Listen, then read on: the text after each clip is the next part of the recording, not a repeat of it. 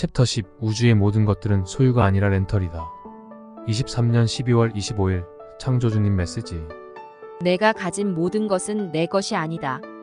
내 것이라고 생각했다면 그건 커다란 착각이다. 우주의 모든 것들은 소유가 아니라 렌털이다. 모든 것이 내 것처럼 쓸 수도 있지만 모든 것이 돌려놔야 하는 것들이다. 비단, 이것은 물질뿐만이 아니다. 비물질의 범위에 있는 모든 것이 다 그렇다. 너는 영리하다. 이 말의 의미를 알고 있으리라 믿는다. 지식과 깨달음도 너의 것이 아니다. 머물게 하지 말고 흐르게 해야 한다. 너는 통로다. 전달자.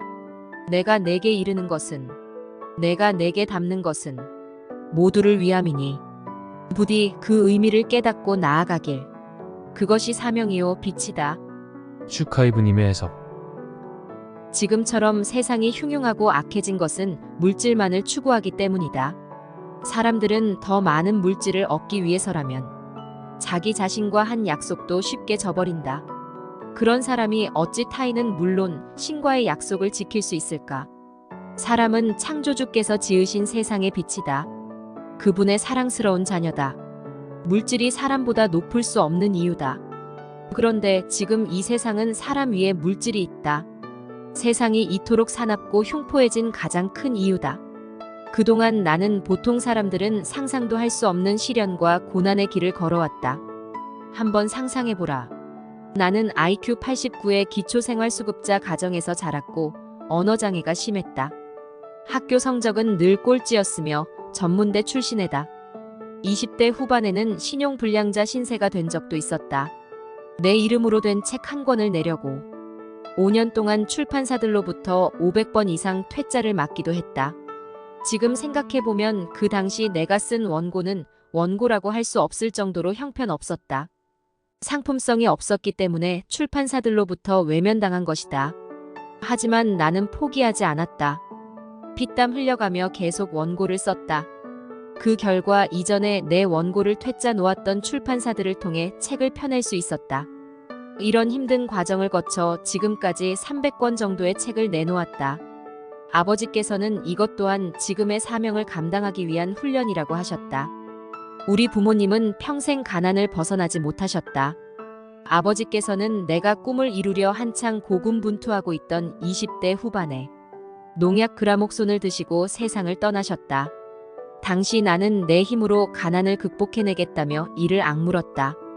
나는 아버지의 시신을 바라보면서 이렇게 다짐했다. 아버지, 꼭 제 힘으로 남은 빚 다 갚고 부자 되겠습니다. 꼭 성공하겠습니다. 그 후에도 이루 말로 다 표현할 수 없는 힘든 일들을 겪었다. 고백하건대 평범한 사람이 한순간에 살인자가 되는 이유를 공감할 수 있을 만큼 괴로운 시간이 많았다. 살아오면서 인간이 독사와 같고 개 되지만도 못하다는 말이 무슨 뜻인지 수없이 체험했다. 제일 못돼 먹고 악하고 무서운 게 인간이었다. 귀신이 뭐가 무서워요? 저는 사람이 제일 무섭던데. 내 삶은 이 말의 뜻을 뼛속 깊이 깨닫는 시간이었다. 하지만 나는 내게 주어진 모든 시련과 고난을 마지막까지 극복해냈다. 그러곤 100가지의 내 소망들을 이루어내며 마침내 경제적 자유인이 되었다. 그동안 나는 내가 모아온 재산이 모두 내 것이라고만 여기며 살아왔다.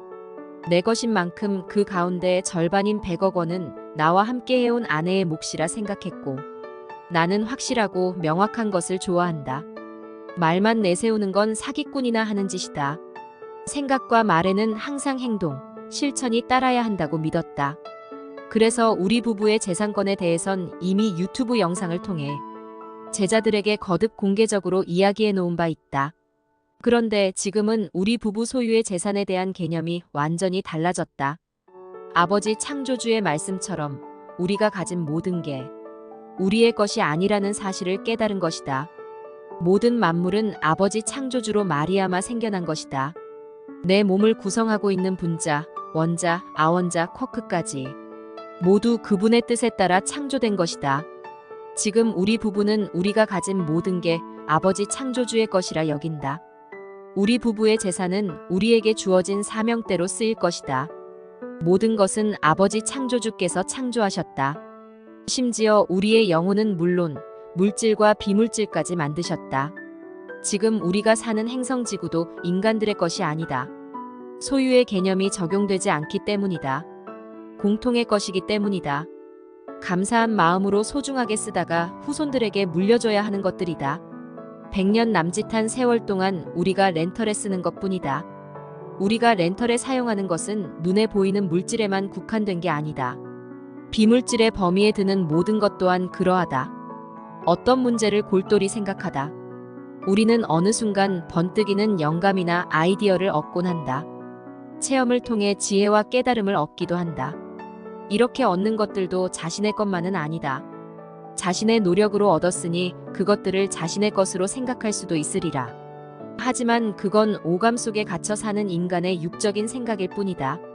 자신의 것이라고 착각하는 영감과 아이디어는 먼저 떠올린 누군가의 그것들이 우주를 떠다니다 자신에게 끌려온 것뿐이다.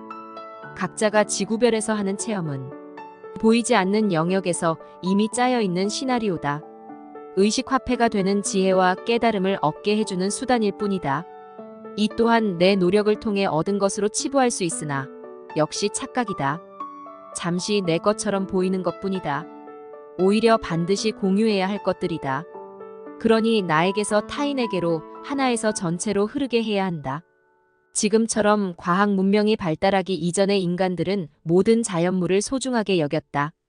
풀 한 포기, 나무 한 그루, 그냥 뽑는 법이 없었다. 개미 한 마리, 작은 곤충 하나 그냥 죽이는 법이 없었다.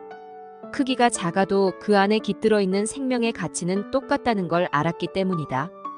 인간과 자연이 조화를 이루었던 시대의 이야기다. 그러나 지금은 물질을 최고의 가치로 여기고 마치 신처럼 숭배하는 시대다.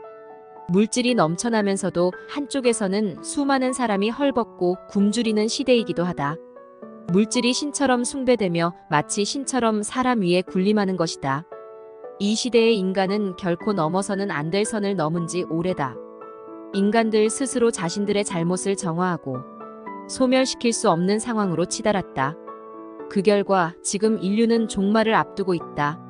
지구 시대는 이미 끝을 향해 가고 있다. 지구 곳곳에서 나타나고 있는 징조들이 그 증거다. 지구에는 곧 지구가 생긴 이후 한 번도 경험하지 못한 대재앙이 닥칠 것이다. 이는 더는 물질을 추구해선 안 된다는 말과도 같다. 물질보다 더 귀한 건 인간이다. 물질은 인간의 의식 성장, 영적 진보를 위해 존재한다는 걸 기억해야 한다. 모든 인간의 내면에는 빛의 씨앗이 있다. 거룩하고 성스러운 신성이 있다. 그 누가 가난하다고 해서, 배운 것이 부족하다고 해서, 사회적인 지위가 낮다고 해서 창조주께서 심어두신 신성의 가치를 함부로 폄훼하고 훼손할 수 있겠는가? 다시 말하지만 지금 인류 개개인이 소유하고 있는 모든 것들은 그들만의 것이 아니다. 나는 인류가 망각하고 있는 이 진리를 세상에 전하기 위해 온 창조주의 아들이자 메신저다. 이것이 내게 주어진 사명이다. 시간이 없습니다. 의식 성장, 영적 성장, 신성회복을 위해 카페 한 책 협으로 오셔서 많은 깨달음 얻어가시길 바랍니다.